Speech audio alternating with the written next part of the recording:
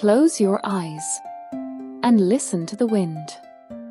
Somewhere in the rolling hills of Ireland, where the mist clings to the earth like memory, there is a voice, soft, ancient, and full of longing. A voice that sings not of fear, but of love, of parting, of peace. Tonight, I'll take you there, to a place where the veil between worlds grows thin, where a gentle spirit walks with bare feet across moonlit grass and sings the souls of the lost into rest. This is the whispered legend of the Banshee of Glenmorra. The Banshee of Glenmorra, a whispered Irish legend. In the mist-veiled hills of Glenmorra, where the heather sways in soft twilight and the winds hum lullabies of old, there lived whispers of a woman who wept with the moon. They called her the Banshee, Banshee, the fairy woman, a spirit bound not by malice, but by memory. Her cry was not a scream, but a song of sorrow, as delicate as dew on morning clover. She came not to curse, but to comfort. When the veil between worlds thinned, and a soul stood near its final sleep, she would drift near the cottage eaves, her voice rising like the tide of a slow, silver sea. Mothers would hush their babes, not out of fear, but reverence. For to hear the banshee's lament was to know someone dearly loved was being called home. No one knew her face, only the shadow of her presence, a shimmer by the stone wall, a breath through tall grasses, a faint glow near the brook at dusk. And yet, she had a name once, long ago. A name spoken only in dreams and forgotten prayers. Some say she was a maiden who once loved beyond death, and when loss consumed her, the fae took pity and gave her voice to the wind. In Glenmorra, they did not flee her. They left milk by the door, and wildflowers on windowsills, and in the hush before dawn, some swore they saw her, barefoot, cloaked in moonlight, her silver hair trailing like mist, as she wandered between the worlds of the living and the resting. Long ago, before Glenmorra bore its name, before stone walls laced the hills like seams in an old green coat, there lived a girl named Aisling. She was the daughter of a healer, born under a crescent moon, with eyes the colour of twilight fog. Her laughter echoed through glens and hollows, gentle and rare, like birdsong after rain. She walked often alone, collecting herbs and listening to the land. The old ones said she could hear what others could not, the murmur of roots, the sigh of stones, the soft-footed steps of spirits passing by unseen. She never feared the dark. In truth, she seemed to carry her own light, and where she stepped, even briars bent away. One day, while the summer air still held the cool of spring, a traveller came to Glenmorra. His name was Owen, a harper with calloused fingers and a voice rich as oakwood. He sang of stars, of sea journeys, and of homecoming. Aisling listened from the shadows at first, then nearer, drawn not just to his music, but to the quiet grief that hummed beneath it. They met often by the loch, under the ash trees, where the water mirrored the sky. There were no vows, no promises, just shared silences and lingering touches, and that, to them, was enough. But time, ever fleeting, had other plans. One autumn evening, as leaves turned the colour of old fire, Owen fell ill. A chill deeper than weather took him. Aisling tried every route and remedy, but his breath grew thin, like smoke slipping between her fingers. On the night his soul slipped away, a wind stirred through Glenmorra, and Aisling sang, not a healer's chant, but a song of footwell, soft as petals falling. Her voice trembled the stars. It was the first time the people of Glenmorra heard the cry of the Banshee. They buried Owen beneath the ash tree, where the loch still held his songs in ripples and hush. Aisling sat by his grave for days, her fingers tracing the carvings on his harp, now silenced and still. She did not eat, nor sleep. Her voice, once rare and tender, vanished into the wind. On the seventh night, as mist rolled thick from the hills and moonlight kissed the grass silver, the villagers saw a pale figure walking barefoot down to the water. Cloaked in sorrow and silence, Aisling waded into the loch, her dress billowing like smoke. Some called her name, but she did not turn. She disappeared where the moon met the water, and the loch held her like a memory it refused to release. But her soul did not pass quietly. That same night, a soft keen echoed from the glens, not a scream, but a broken lullaby. It drifted through windows and settled in dreams. The old healer, her mother, wept without understanding. She knew her daughter was gone, yet something lingered. A sorrow that could not die. From that night forward, when death came to Glenmorra, so did the sound. First faint, like a sigh in reeds, then swelling, a voice without flesh, calling from beyond the veil. People left doors ajar and candles burning. They spoke her name with reverence, Aisling. Banshee are not cursed, but blessed, the maiden who mourned, not for herself, but for others. She became legend. But in truth, she was love unspent, grief unfinished, a soul too tender to leave. They say she wanders still, not bound by rage, but by remembrance. And if you listen closely, in the hush before the dawn, you may hear her soft lament, not to frighten, but to guide, as gently as moonlight on stone. Years passed like drifting clouds, and the tale of Aisling became part of Glenmorra's breath, not spoken loudly, but carried in lullabies, in soft prayers whispered before sleep. Children grew up knowing that the Banshee was not a terror, but a gentle watcher, whose song marked not an end, but a passage. Some claimed to have seen her, always from a distance. A shimmer near the standing stones, a figure veiled in mist, her hair trailing like threads of moonlight. Her presence was never sudden, never sharp. She came on quiet feet, as though walking across dreams. And always, always, her cry was heard when a soul was soon to depart. Old Callum, the blacksmith, heard her weeping under his window the night his wife slipped into eternal rest. The twins born too early were sung to by her soft voice until their breath faded like candle smoke. Even the elders, those near their final sleep, found peace in her lament, and knowing that they would not journey alone. It was said she knew each soul's name, even before birth, and watched over them through life's long winding. Not to change their path, but to witness it, to love from afar, as only the Fae know how. Not everyone heard her. Only those deeply connected, to earth, to memory, to silence. A grieving widow, a shepherd who watched stars instead of sheep, a child with dreams too old for her age. These were the ones who glimpsed her between the folds of night. And to those she touched, fear fell away like autumn leaves. For when the Banshee sang, it was not sorrow that filled the air, but serenity. Like the hush before snowfall. Like the last note of a lullaby. One winter, colder than any in living memory, snow fell thick upon the hills and silence blanketed Glenmorra. Fires burned low, and voices grew hushed as illness crept through the village.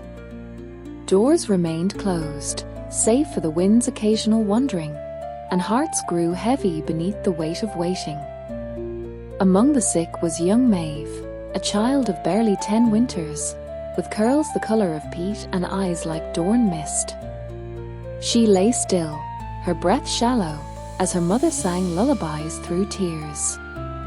The healer could do little, Hope flickered low.